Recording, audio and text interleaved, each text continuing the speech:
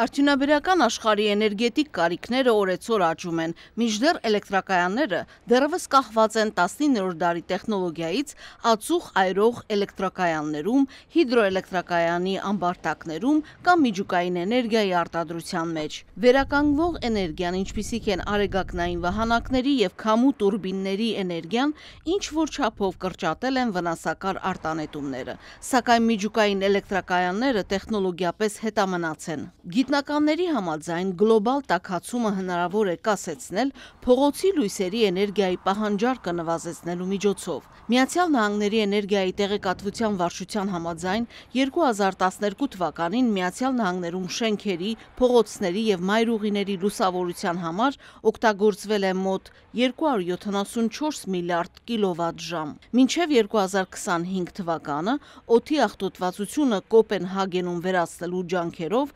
գիտնականները փորձարկում են փողոցի լուսավորման նոր տեխնոլոգիաներ։ Դանիայի արտաքին լուսավորության լաբորատորիայի տնօրեն Քիմ Բրոստրոմի համաձայն 9 կիլոմետրանոց փողոցի վրա կան 50 տարբեր լուծումներ եւ 10 տարբեր համակարգեր օժտված տարբեր սենսորներով։ Գիտնական Ջեյքոբ Անդերսոնի համաձայն փողոցի լույսերը ղեկավարվում են մեկ մարդու կողմից փոքր համակարգչի կամ բջջային հեռախոսի միջոցով։ Նոր լույսերի հիմնական նպատակն է նվազեցնել էներգիայի սպառումը։ Դրանք պայծառանում են միայն մոտեցող հետիոտների, հեծանվորդների կամ մեքենաների շարժումները զգալու ժամանակ։ Գիտնականները պնդում են, որ նոր լույսերի տեղադրումը կարող է Կոպենհագենի փողոցների լուսավորման համար նախատեսված բյուջեն կրճատել 85%-ով։ Արաքսիվան, Ամերիկայի ձայն, Վաշինգտոնից։